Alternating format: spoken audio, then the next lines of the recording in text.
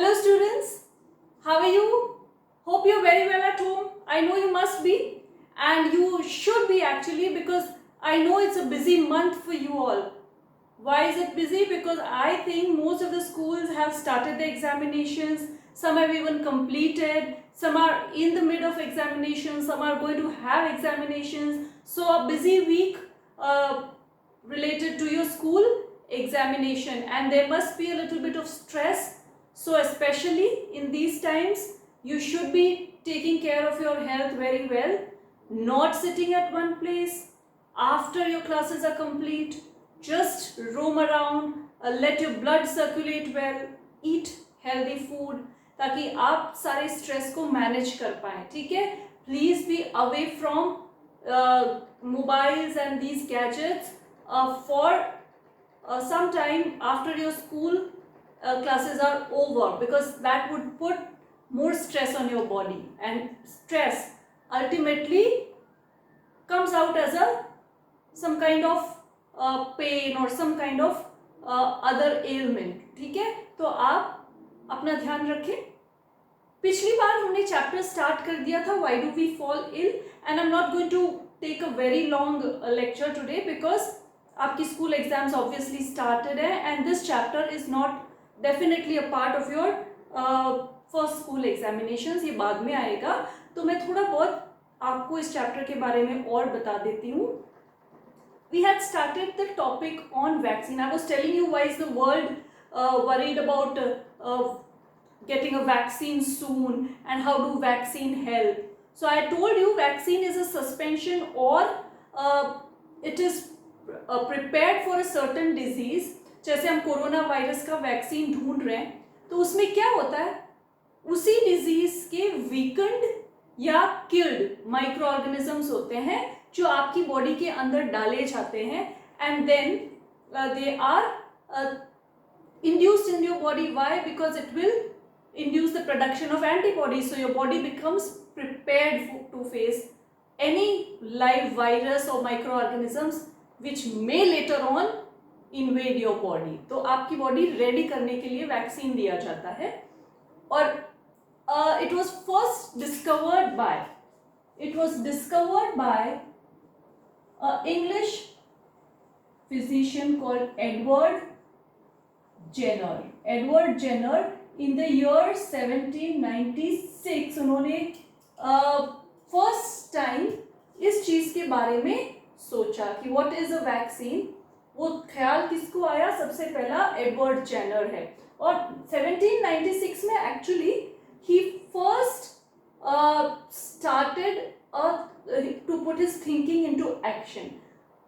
Vaccine later on first जो बना था वो 1798 में बना था, लेकिन 1796 में एडवर्ड जेनर जो एक इंग्लैंड में फिजिशियन थे, उन्होंने इसकी स्टार्टिंग की कि वैक्सीन हो सकता है किसी डिजीज के लिए. So what was the case actually, जब उस वक्त इंग्लैंड में there was an epidemic of the disease which is smallpox. What do we mean by epidemic? I have used the word epidemic. Right now you must be hearing the word pandemic. ये सुन रहे हो ना? तो epidemic कोई भी disease जब एक area में, जैसे आप मान लो राजस्थान में या वेस्टर्न पार्ट ऑफ इंडिया में अगर बहुत फैल जाए, तो उसको हम कहेंगे एपिडेमिक है. In a large area of a certain place, उसको हम कोई भी डिसीज जब उस जगह पे बहुत ज़्यादा फैल जाए तो हम एपिडेमिक कहेंगे. लेकिन पूरे वर्ल्ड में फैल जाए तो उसको हम पैंडेमिक बोलते हैं. So corona is a pandemic because it is spreading all around the world. So these are the two words. तो उस वक्त क्या था, smallpox was a disease which was widely spreading in England. England में बहुत सारे लोगों को स्मॉलपॉक्स हो रहा था, और उस वक्त इतना medicine was not so advance, तो कई लोगों की डेथ हो रही थी, कईयों को प्रॉब्लम हो रही थी. एडवर्ड जेनर ऑब्वियसली एक डॉक्टर थे, तो obviously he must be concerned about all the patients. भी आते होंगे लोग, उनके पास आते होंगे कि क्या क्योर है. So what was he was worried about all thing, and he was going. एक बार वो निकले और कंट्री साइड जो होते, तो जहाँ पे फार्म्स वगैरह होते, वहाँ से गुजर रहे थे, which was outside London and all, तो वो वहाँ से निकल रहे थे। उस वक्त उन्होंने एक फार्म हाउस देखा और एक फार्म देखा जहाँ पे वो उतरे for some time, and he went in. When he went in, उन्होंने ये देखा कि इस वक्त स्मॉल पॉक्स पूरे इंग्लैंड में बुरी तरह से फैल रहा था, लेकिन उस जगह पे जहाँ वो गए थे, जैसे फार्म हाउस, वहाँ पे किसी को ये डिजीज नहीं हो रही थी, and everybody was well, all the ladies around were well, all the people around were well. So he said, what could be the cause of this? यहाँ पे लोगों में क्यों नहीं हो रहा है? तो एक थॉट इनके माइंड में आ गया, और वहाँ से उन्होंने जब थोड़ा सा रिसर्च किया तो उनको पता चला कि these people were staying around cows. You know, this word vaccine is coming from vaxa. This vaxa, cow. ठीक है ना? Sorry, this is the cow. ये word comes from vaxa, vaccine. तो काउपॉक्स एक डिजीज होती है जो काउस को या फार्म एनिमल्स को होती है, काउस को होती है, और उन्होंने ये रिलेट किया विद स्मॉल पॉक्स। उनके माइंड में ये आया कि इन काउस को काउपॉक्स हो रखा है, so these people who are around, इनके अंदर वो वायरस जरूर गया होगा, और अगर उस वायरस का shape exactly like small pox हो या उसका स्ट्रक्चर स्मॉल पॉक्स वायरस के सिमिलर हो, तो इनकी बॉडी ने एंटीबॉडीज बना ली होंगी, बिकॉज उस बॉडी को तो ये एंटीबॉडीज बनानी है टू स्टॉप। वो कैसा है, क्या है, उसका स्ट्रक्चर देख के करते हैं। सो ये थॉट उसके माइंड में आ रहा था कि जरूर इनका कुछ लेना देना है, and that disease was cowpox. Cows को जो होती है cowpox disease, this is caused by vaccine या वायरस, एक वायरस जो काउपॉक्स कॉज करता है। This is not asked in school exams, I am rubbing out, लेकिन आपको किस पे ध्यान देना है कि स्मॉल काउपॉक्स काउ की डिजीज है जो माइट बी, उसको ये थॉट आया कि the virus for this disease might be similar to smallpox. So ये ख्याल है कि went back, and then what he thought, he needed to first get a representative जिस पे वो ये एक्सपेरिमेंट कर सकता। सो he got a 13-year-old boy James जो वहाँ पे था, उसको बुलाया और उसको इनोकुलेट किया with the smallpox virus, sorry cowpox virus. Cowpox के वायरस से उसको इनोकुलेट कर दिया, and generally it was a disease of cows, तो इफेक्ट नहीं होता था। तो उसके बाद उसने excuse me, James was inoculated with smallpox जो वायरस था वीकन, और उसके बाद उसने एक काइंड ऑफ इम्यूनिटी डेवलप कर ली, रेसिस्ट कर ली, because cowpox and smallpox were similar. तो जब actually after once giving cowpox, then he was given smallpox virus. पहले काउपॉक्स हुआ, first he was given cowpox, then he was given smallpox. जब इसको cowpox वायरस दिया गया फर्स्ट टाइम, कौन सा, sorry if I have confused you, एक बार वापस एक्सप्लेन कर रही हूँ, I think I might have. So पहले जेम्स को काउपॉक्स का वायरस इनोकुलेट किया गया। After that he developed certain bit of symptoms, और उसको कोई ज़्यादा असर नहीं हुआ, and he was well. After that he was given the smallpox virus as an inoculation, and after that people were worried कि अब इसको smallpox हो जाएगा, लेकिन surprisingly जेम्स को smallpox नहीं हुआ। तो this laid a base कि जरूर हाँ उसकी बॉडी ने एंटीबॉडीज बना ली, इसलिए इसको smallpox नहीं हुआ। So this was the basis of vaccine formation. Later on, after 2 years, 1798 में the first vaccine against smallpox was made. So ये question आते हैं, who discovered the vaccine? Edward Jenner. Who against which disease was it made? It was smallpox. ठीक है, तो ये मैंने आपको छोटी सी स्टोरी बताई, it is not a part of your course, but आपको समझ में आएगा how it was done. So you have to remember Edward Jenner, you have to remember the disease for which it was made.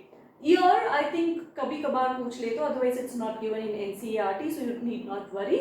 But disease और Edward Jenner discoverer बहुत पूछे जाते हैं school exams में भी और ओलंपियाड एग्जाम्स में, so pay attention to that. So that was all about vaccine. और ये वैक्सीन देने के बाद क्या, the process of giving vaccine only is called immunisation. Immunity develop कर रहे हैं ना, उसको कहते हैं इम्यूनाइजेशन, ठीक है। So that was about vaccine. Now vaccine को हमने डिस्कस कर लिया, लेकिन ये वैक्सीन किसके खिलाफ दी जाती है? डिजीज के खिलाफ दी जाती है। So let us define what is a disease first. A disorder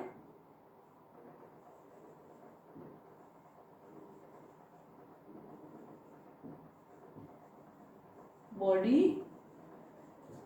which causes a certain difficulty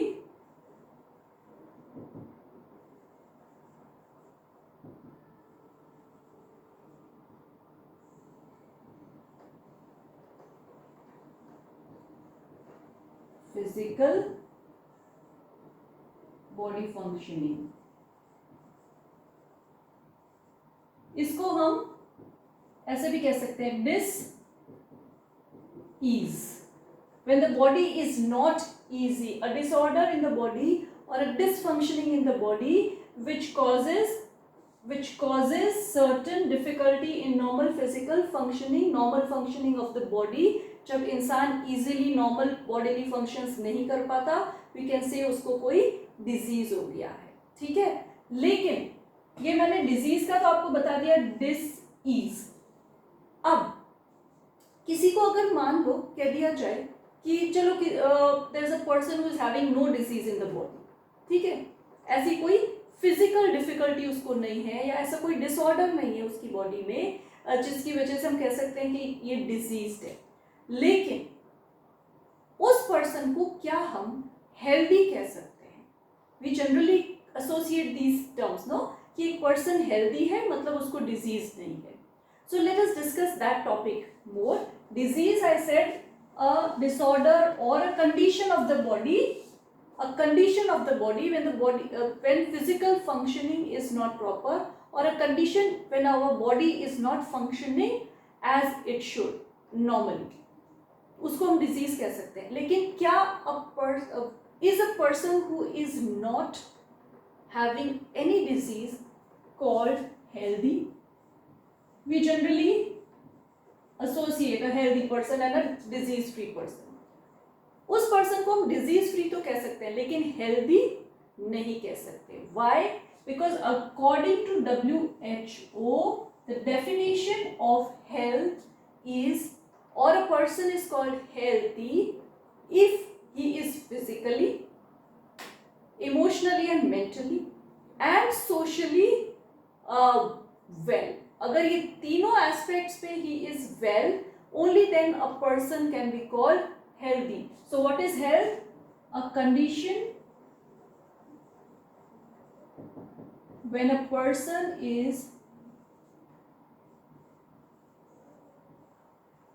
physically, mentally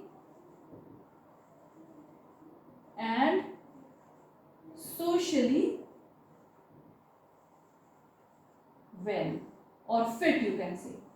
This is health, physically, mentally and socially fit. उसको बोलते हैं healthy person. That is a health condition which is health, physical fitness, mental fitness and social fitness. So that person we can say, और अगर healthy person की definition to अगर देना चाहते हैं, we can say a person is healthy if he is fit in his physical body, mental processes and social state condition also. अगर physically I said disease से हम relate कर सकते हैं, ठीक है, physically disease से you can relate, yes, कि उसकी body में disease नहीं है, ठीक है, लेकिन that is one part of being healthy. Mentally, अगर person को कोई mental, अब ये mentally I am not talking only about some kind of disorder जिसको हम पागलपन या ऐसा कुछ कहते हैं, that is extreme cases, that obviously is disorder.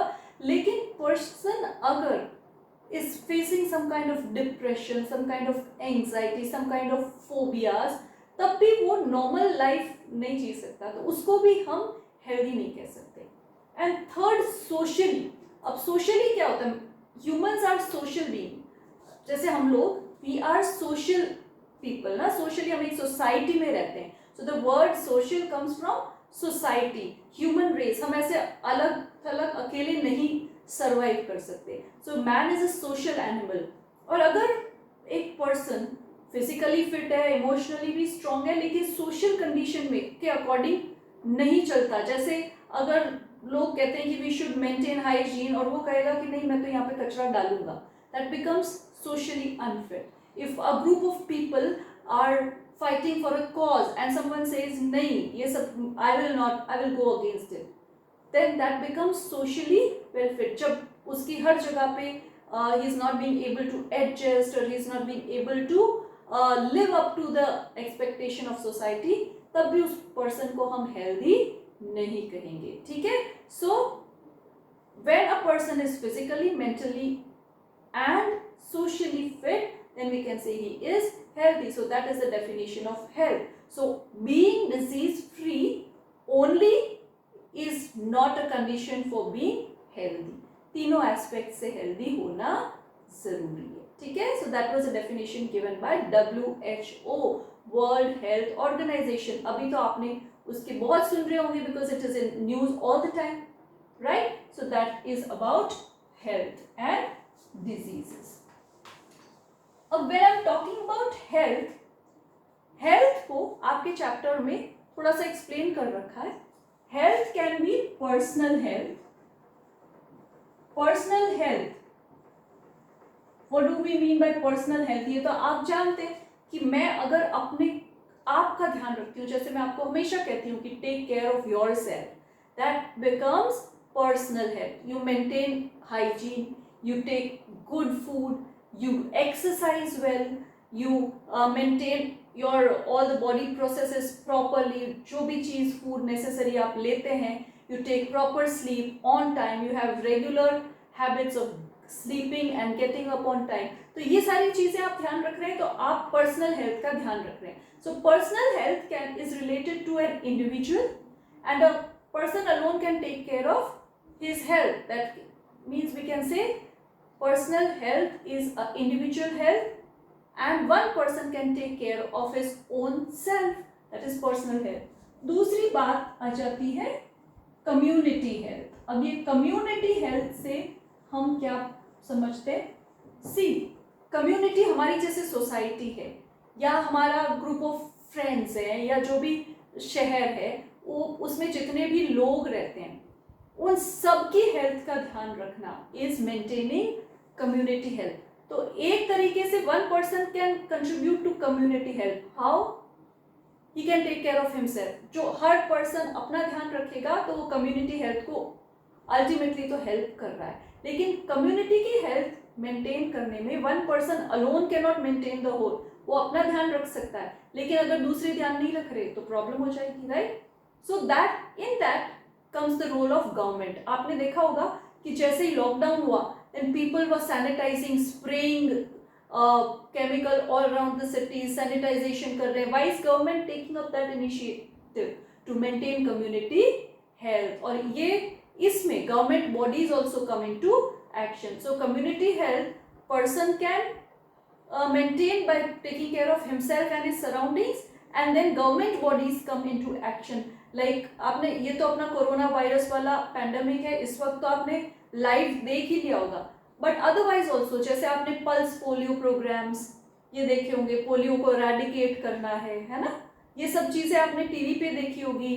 कई बार गवर्नमेंट इज स्वच्छ भारत अभियान also one method of ultimately maintaining community health only. And how it can be done? Proper drinking water government देती है, proper sanitization करती है, proper facilities करती है for people to live, cleaning the areas etc. ये सारा government इसीलिए करती है कि community health maintain हो जाए. तो personal health one person, one individual can maintain. Community health में individuals along with government bodies and social organizations they work together to maintain the community health. So ये थोड़ा सा एक्सप्लेन है आपके chapter में, ठीक है. अगर डिफरेंसेस पूछ रहे तो आप इसमें लिख सकते हो individual alone can maintain personal health.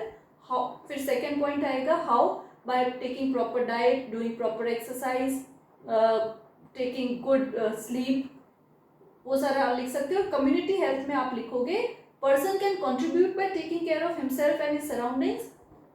But second point में आप लिखोगे in maintaining community health, government bodies, social organisations, NGOs, these all come into action and one person alone cannot take care of the community health.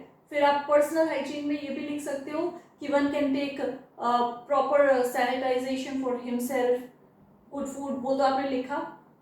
Community health में आप ऐसे भी लिख सकते हो कि government provides drinking water, government gives all facilities for maintaining the community health. तो आप डिफरेंसेस भी लिख सकते हो. रेयर चांसेस लेकिन पूछ लेते हैं, ठीक है.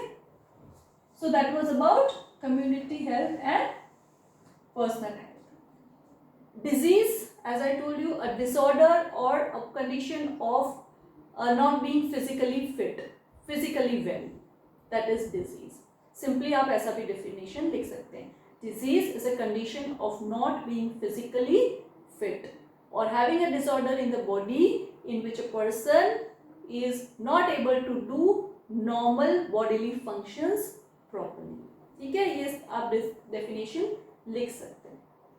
अब after this तो एक question आ जाता है about how do you know whether a person is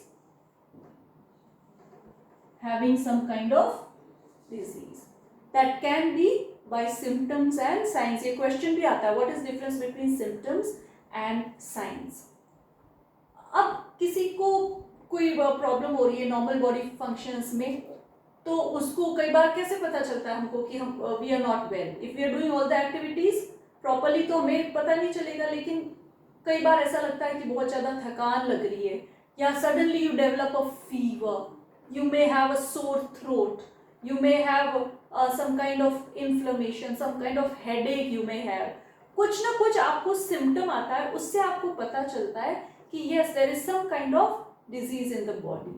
So symptoms are an indication of the disease. तो ये दोनों वैसे तो indication of diseases है, लेकिन इनमें difference क्या है? Symptoms, देखो इसको आप टॉपिक ऐसे लिखते हो, indications for disease. What are they? Indications for, एक तो सिम्टम होगा, साइन होगा, लेकिन इन दोनों में क्या डिफरेंस है? अगर आपको जुकाम है तब भी आपको फीवर होता है, नो? अगर आपको टाइफॉइड है तब भी आपको फीवर होता है, अगर आपको मलेरिया है तब भी आपको फीवर होता है ना. So any kind of disease you are having, कई बार आपको थकान से भी फीवर आ जाता है. सो fever is a general condition, एक इंडिकेशन जो किसी भी डिजीज के लिए हो सकता है. आपको ऐसा नहीं है कि फीवर आया तो आपको मलेरिया ही हो गया है, या फीवर आ गया तो आपको जुकाम है, या फीवर आ गया तो आपको सिंपल बैक्टीरियल इन्फेक्शन है. कुछ भी आपको पता नहीं चले, फीवर आया तो it can be a general indication of disease. कई डिजीजेस के लिए एक ही सिम्टम हो सकता है. So symptoms can be same for various diseases.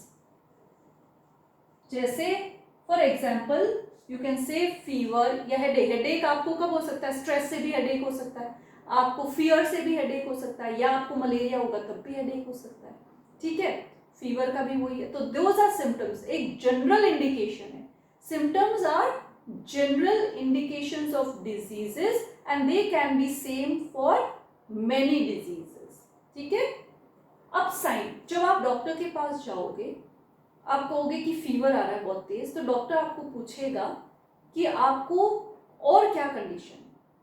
So if you are having a cold and flu, तो आप कहोगे कि सोर थ्रोट है, eyes are watering, nose is watering, and you're not being breathing में थोड़ी सी प्रॉब्लम है. That sign will say कि आपको respiratory tract का कोई दिक्कत है, राइट. सो वो एक पर्टिकुलर डिजीज को इंडिकेट कर रहा है. अगर आप कहोगे कि मेरे को जुकाम, like I am having a sore throat, obviously doctor will not say let's do the test for stomach infection, no, नहीं करेगा. So what then the doctor will say कि चलो जुकाम की दवाई देते हैं. तो signs are indication of a particular disease. ये जनरल है. These are indications of a particular disease which the doctor will ask you and then he will prescribe some test according to the signs. So the test, जैसे अगर आपको vomiting हो रही है तो stomach infection का कोई टेस्ट होगा. अगर आपको बहुत तेज फीवर है without sore throat and all तो मलेरिया का टेस्ट होगा. सो डॉक्टर, सिम्टम तो सब में फीवर था, लेकिन then doctor asked you particularly and then you find कि हाँ ये चीज है, तो डॉक्टर उस कंडीशन के अकॉर्डिंग आइदर दवाई देगा या डायग्नोस्टिक टेस्ट आपको लिख के देंगे कि भाई ये ब्लड टेस्ट करवा लो, इससे अपन को पर्टिकुलर डिजीज पता चलेगा. So sign is indication of a particular disease according to which doctor gives further medication और एडवाइजेस फर्दर टेस्ट्स. ये तो होते हैं साइन. और सिम्टम क्या है? They can be same for various diseases. So that is the difference between signs and symptoms. ये question school exam में पूछा भी जाता है. सिम्टम तो आपकी बॉडी बता रही है कि कुछ कंडीशन है, साइन पर्टिकुलरली किस जगह पे दिक्कत है वो बता रहा है. ठीक है. So signs make this signs make it easy for the doctor to diagnose a disease and give medicines accordingly. ठीक है. सिम्टम, अगर आपको फीवर है तो सीधा ही डॉक्टर आपको दवाई नहीं लिखेगा. ठीक है. और पूछेगा. ठीक है. So do you get the difference between science and symptoms? ये क्वेश्चन है which can come for 2 marks in your school examination. ठीक है. तो आप इसको अच्छी तरह से करना. So this is clear? Okay. So this was about indication of diseases, how diseases, what is a disease, what is health, what is community health, what is personal health. ठीक है. So now I would be talking about the types of diseases. लेकिन जब मैं type of diseases करूँ उससे पहले I would tell you what could be the cause of a disease. Disease होती क्यों है? तो अपन ने pathogens के बारे में डिस्कस कर लिया है. Causes of diseases. कौन से रीजन से डिजीज होती है? So sometimes स्कूल में क्वेश्चन पूछा what are the 3 level causes of a disease to be there in your body. तो पहला तो होता है एंट्री ऑफ पैथोजन. ठीक है. Entry of pathogen becomes the first level cause of disease. Pathogen गया है मतलब डिजीज होने के लिए ग्राउंड बन गया है, डिजीज होने के फुल चांसेस है. ठीक है. लेकिन फिर भी अगर आपकी बॉडी बहुत अच्छी डाइट ली है, आपने अच्छी एक्सरसाइज की है, you are having a balanced diet, nutritious diet, तो आपकी बॉडी में उतनी इम्यूनिटी होगी कि वो उस डिजीज से लड़ पाएगा, तो वो डिजीज आपको नहीं होगी. सो सेकेंड लेवल कॉज क्या होता है? Lack of nutritious and balanced diet,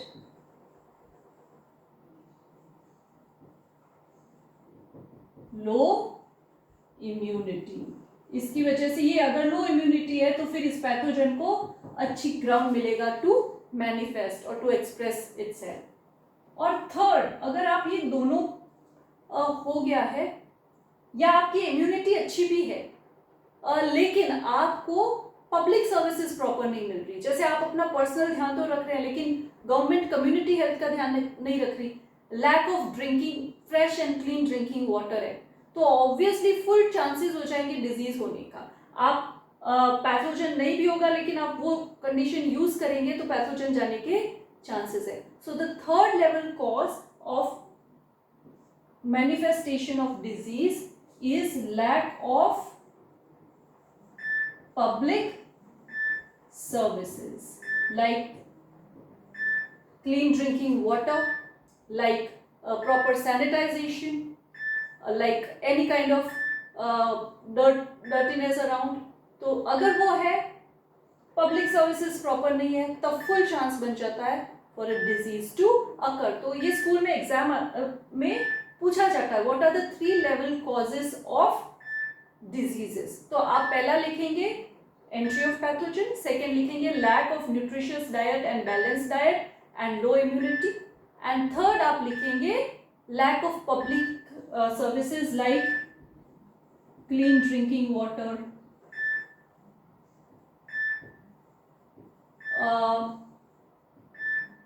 sanitisation,